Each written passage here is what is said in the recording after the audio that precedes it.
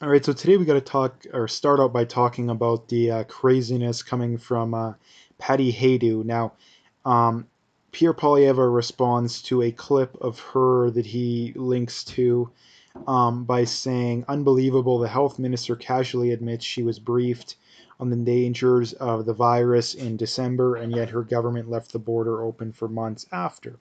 And they've always left the border open to an extent. I mean, the only real strong border control we've had through this whole process is the land border with the states, right? Like that's really the only thing. And it's very funny. Like we have all these idiots. If you're from Alberta and they catch you in BC, they break your windows and or slash your tires. But most of these same people are perfectly fine with people flying in from countries to where outbreaks happened, right? And I don't even need to name those countries. I mean, you look back to, you know, February, especially in January, February, March. Yeah, the government vehemently defended allowing in flights from countries where there was massive amounts of spread.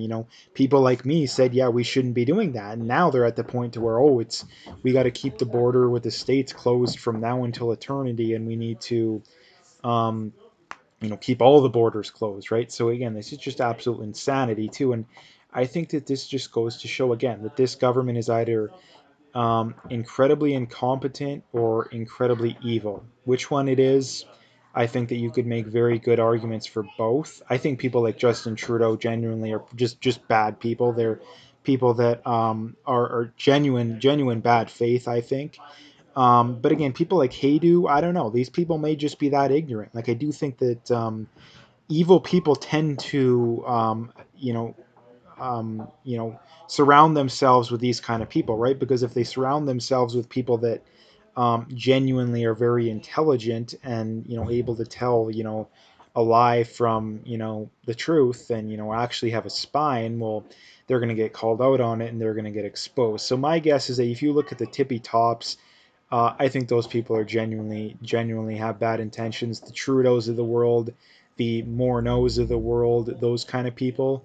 Um, and then when it comes to people like this, I think you could probably make the argument that they're just genuinely ignorant. I mean, these are people that, well, like, wasn't Patty Haydu like a graphic designer, like something like that? I mean, Chrystia Freeland is our finance minister with no background in finance whatsoever. Like again, I think that that's how these people get by, is that they surround themselves with people that know that they know will go along with them no matter what. Like that's how they get by.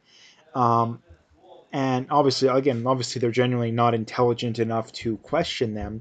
And I think the other twist to it is that the people that don't really, the unintelligent people, or not as intelligent, I guess would be a better way of putting it, the people that aren't quite as malevolent, they use it as a way of increasing their own power and their own wealth, right? Like these ministers in government get what, like $250,000 a year salaries with benefits, with full pen. I don't think it's full pension. I think it's like three-quarter pension, but the pension's really good nonetheless. So there is a ton of incentive to do this kind of stuff and to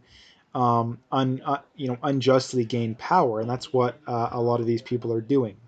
And I mean, it's terrible, but that's kind of the way it is. And this is just the insanity too. The fact that more people aren't up in arms with this just goes to show just how crazy the average voter is. The fact that they could care less about this kind of stuff. Again, it just proves that, I guess, is the easiest way of putting it. That again, if people actually cared and actually cared about the truth, they would be up in arms with this kind of stuff. But the fact that they aren't, I think it just goes to show that they really don't. They really don't care. I mean, they just like to pretend to care so they can look more credible, basically. But again, nonetheless, it's never going to change people's minds, right? Like, imagine if something came out, like this, that made Trump look bad.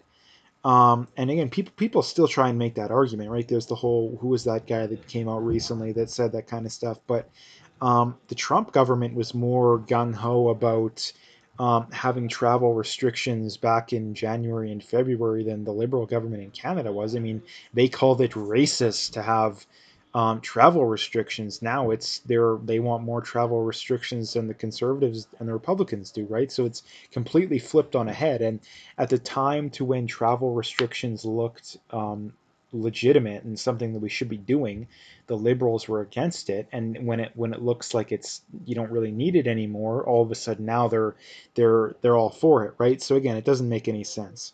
Um, but anyway, that's the first thing I wanted to bring up. The next thing I wanted to bring up is from Clay Travis here, and he says the mainstream media tells us Governor Cuomo did a great job and Governor Santos did a terrible job. This is why you can't trust the media.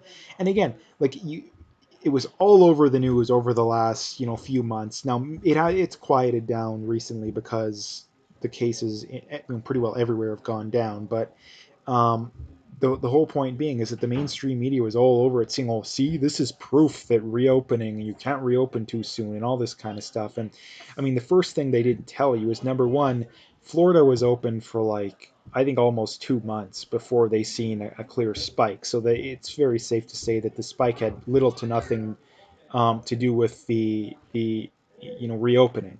So that's the first thing to point out. The second thing to point out too is that New York's curve was much like literally probably 10 times steeper than Florida was, and the mainstream media was always praising Cuomo and De Blasio, even though they were the area that handled things the worst, right? Like I think was it Cuomo or was it De Blasio? I think it was Cuomo, probably not De Blasio.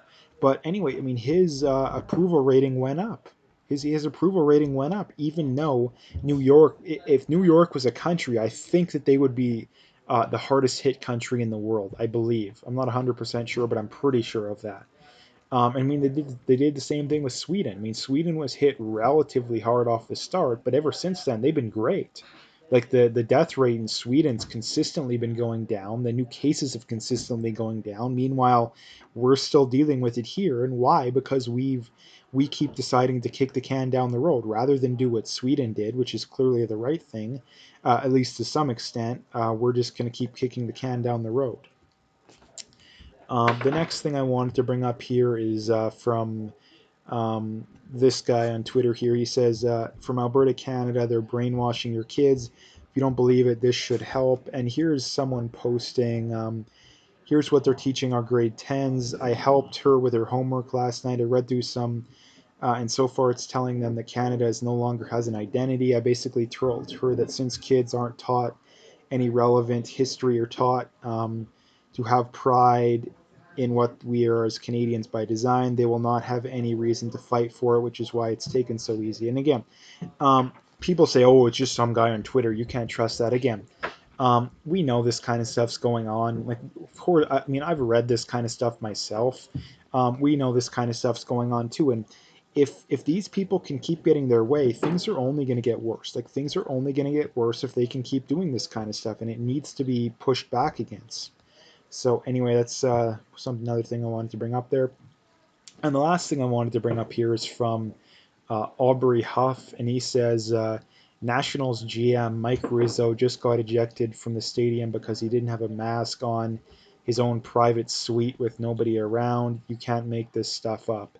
And again, this is I just wanted to highlight this because this is the craziness of the mask cult that again someone can literally be sitting by themselves alone and they get kicked out of the game because they're not wearing a mask. Like again, like this has gone so far off the deep end that it's really not even funny. Like it's not even funny how far off the deep end this stuff has gone. That if it's actually about safety, then why is stuff like this happening? I mean, it's not about safety too, right? It's about control. And the thing that really gets me too is the people that constantly defend this kind of stuff. Like one of the craziest things of modern society is you have such a large amount of people. I don't know if it's a majority. I would guess that it's a slight majority.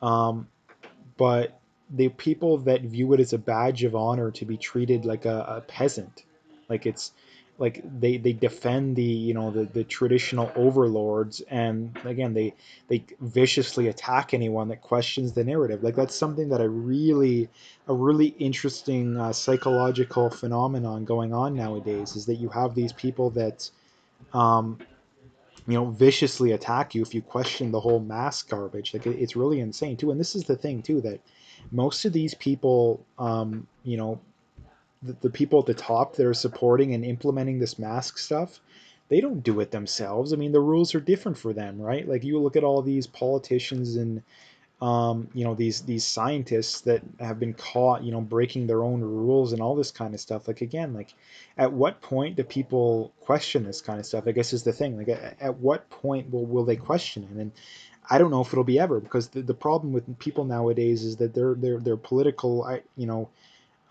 identity is entirely based around double down anytime you're wrong or anytime someone questions the narrative. Pretty much, I guess is what I'm trying to get at here. So anyway, that's what I wanted to talk about today. A lot of craziness going on, but nonetheless needs to be talked about. So anyway, if you liked the video, make sure you hit that like and subscribe if you haven't already. Make sure you follow me on Twitter, on BitChute, and on Parler. All those links are in the description, so make sure you check those out as well.